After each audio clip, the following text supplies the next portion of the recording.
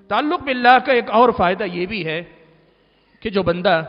اللہ تبارک و تعالیٰ سے واقعی معنوں میں جڑ جاتا ہے، واقعی معنوں میں اللہ تعالیٰ سے وابستگی اختیار کر لیتا ہے، وہ بندہ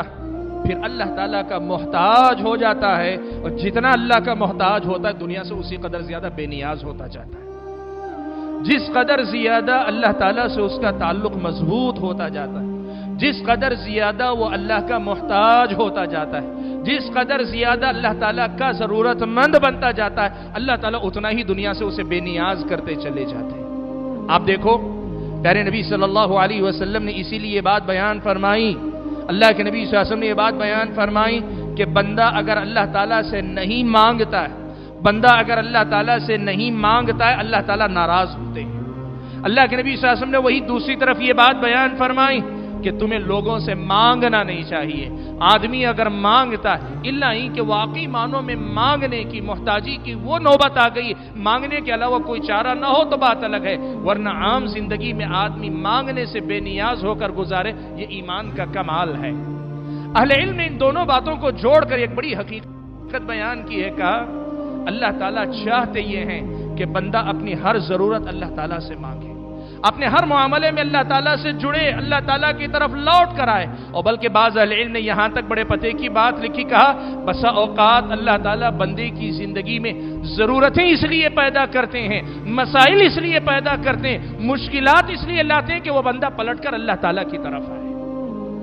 اللہ تعالیٰ چاہتے ہیں کہ ہم محتاج اللہ کے بنیں، اللہ کے سامنے اپنا دامن پھیلائیں، ہر قسم کی ضرورت کے لیے، ہر قسم کے مسئلے کے لیے اللہ کے سامنے اپنے دامن کو پھیلائیں، اور یہ تعلق جب اللہ تعالیٰ سے جڑ جائے گا دنیا سے اللہ تعالیٰ بے نیاز کر دیں گے۔ پیارے نبی صلی اللہ علیہ وسلم نے یہی بات بیان کی، کہا کہ آدمی اگر اپنی کوئی ضرورت لو انزلها بالناس لم تسد فاقته، اگر کوئی آدمی اپنی ضرورت لوگوں کے سامنے جا کر رکھے گا، ہو سکتا ہے اس کی ضرورت پوری نہ ہو،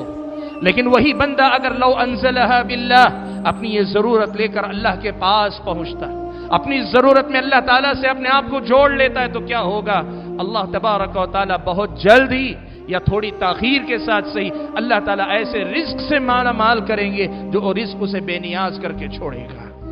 بھائیو، یہ تعلق باللہ کا ایک اور پہلو ہے کہ جو اس کا محتاج ہو جاتا ہے وہ دنیا میں کسی کا محتاج نہیں ہوتا،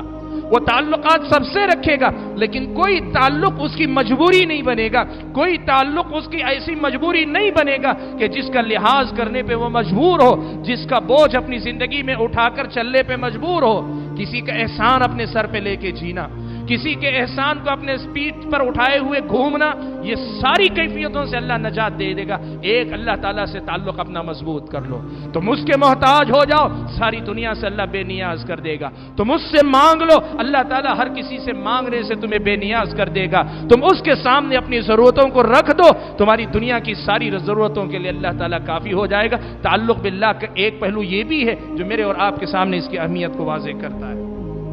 سبسکرائب کیجئے ہمارے چینل اور دبائیے بیل کا آئیکن تاکہ آپ کو ریگولر نوٹیفیکیشن اپڈیٹس مل سکے۔